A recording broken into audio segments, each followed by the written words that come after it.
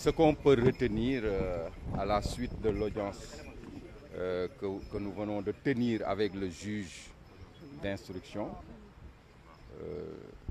c'est que Ibrahima Wally Seck a été inculpé pour les infractions d'association de malfaiteurs et de blanchiment de capitaux. Nous avons cru devoir, pour éviter toute surprise, procéder à la consignation du montant de 210 millions relatif à une transaction portant sur un véhicule.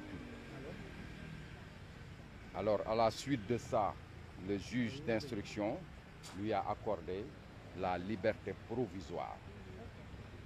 Je tiens à préciser, parce qu'il y a beaucoup d'amalgames qui sont faits autour de la question de consignation. La consignation n'a absolument rien à voir avec la culpabilité. La consignation, c'est une offre qui est faite à une personne poursuivie par le code de procédure pénale. Et que donc, à la fin de la procédure, si la justice considère que la personne qui a procédé à la consignation est innocente, les sommes qui ont été consignées vont lui être restituées.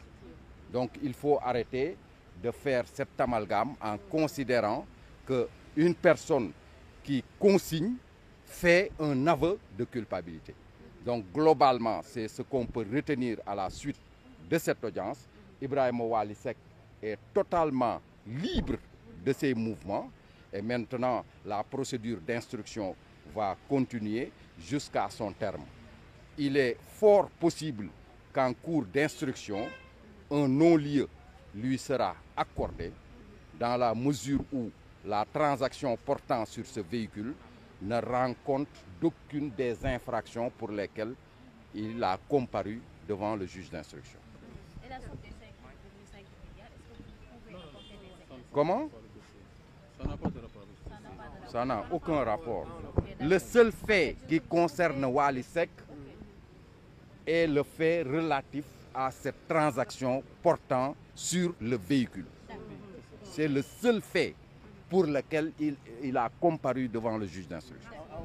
Pour le wolof. Oui, bon ñu ngi leen di remercier yéen ñëpp li ñu mën a jàngat ci audience bi tey mooy Ibrahima Wally Seck juge bi inculpé na ko mais daf ko bàyyi liberté provisoire donc il est libre de tous ses mouvements donc tey li ñu ci mën a jàpp mooy moom ñëw na ñu toppee ko association de malfaiteurs et blanchiment de capitaux te di leen firndeel ni li ko concerné ci dossier bi lenn rek la mooy transaction bi mu seeq ak Amadou Sall mu concerné le véhicule montant 5,5 milliards yooyu ngay wax moom concerné wul Ibrahima Wally Seck dans cette affaire là li ko concerné mooy vente de véhicule avec le sieur Amadou Sall loolu moo ko concerné de montant de 210 millions loolu lañ ko doon toppee maintenant bi ñuy ñëw pour parer à toute éventualité dañu prévoir woon quand même de cautionner ce montant là comme ça au moins ñu may ko liberté provisoire loolu le juge bi def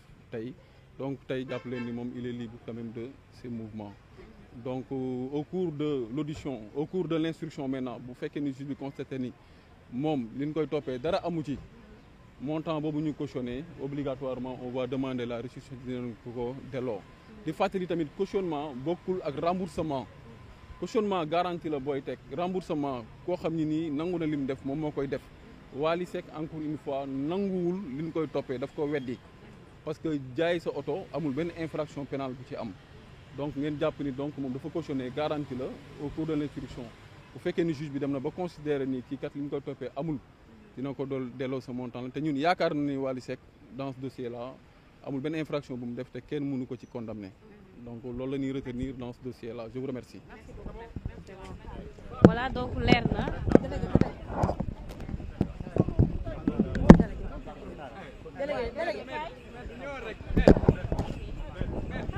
waaw seen micro yi doo leen ma dimbali ngir yàlla.